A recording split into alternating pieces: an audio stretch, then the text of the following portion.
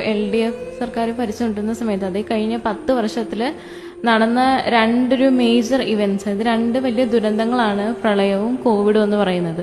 അപ്പോൾ ആ സമയത്തും കോവിഡിന്റെ സമയത്താണെങ്കിലും എന്നും വൈകുന്നേരം വാർത്താ സമ്മേളനം വെക്കുകയും ഡീറ്റെയിൽസ് എല്ലാം അപ് ടു ഡേറ്റ് ആയിട്ട് തരികയും, പിന്നെ മാത്രമല്ല കോവിഡ് ആണെങ്കിൽ കുറച്ചുകൂടെ സീരിയസ് ആയിട്ട് കേരളത്തിൽ വരാൻ തുടങ്ങിയ ആ സമയത്തൊക്കെ തന്നെ ഒരു ഫോറിനർ ആണെങ്കിൽ പറയുന്നുണ്ടായിരുന്നു വളരെ നല്ല ട്രീറ്റ്മെന്റ് ഫെസിലിറ്റിയാണ് ആൾക്ക് ഇവിടെ കേരളത്തിൽ ലഭിച്ചുകൊണ്ടിരുന്നത്. അതായത് ലോകത്ത് തന്നെ ഏറ്റവും നന്നായിട്ട് കോവിഡ് കൈകാര്യം ചെയ്ത ഒരു നാട് നമ്മുടെ കേരളമായിരുന്നു. അതെ, അതായത് വെളിയിലുള്ള രാജ്യങ്ങളിൽ വെളിയിലാണെങ്കിൽ ഹോസ്പിറ്റൽ ബെഡ്സ് നിരത്തി ആൾക്കാർക്ക് ട്രീറ്റ്മെന്റ് കൊടുക്കുകയും അതോടൊപ്പം തന്നെ കുറെ ആൾക്കാർ നല്ല ട്രീറ്റ്മെന്റ് കിട്ടാതെ മരിച്ചുകൊണ്ടിരുന്ന സമയത്തും ഒരു ഫോറിനറിന് നല്ലൊരു ട്രീറ്റ്മെന്റ് കിട്ടിയെന്ന് അയാൾ അഭിപ്രായം പറഞ്ഞ ഒരു സ്ഥലമാണ് കേരളം എന്ന് പറയുന്നത്. പക്ഷെ പ്രതിപക്ഷം പ്രധാനമായി ആരോപിക്കുന്നത് ഇതൊക്കെ വെറും PR തള്ളാണെന്നാണ്. ആ അക്യൂസേഷൻസ് ഒക്കെ തെറ്റാണെന്ന് തെളിയിക്കുന്ന ഒരുപാട് കാര്യങ്ങൾ LDF സർക്കാർ ചെയ്തിട്ടുണ്ട്. ഇപ്പോൾ മറ്റേ ലൈഫ് മിഷൻ പദ്ധതി ആണെങ്കിലും എത്ര പേർക്കാണ് വീടുകൾ വെച്ച് കൊടുത്തത്, അങ്ങനെ കുറെ കാര്യങ്ങൾ.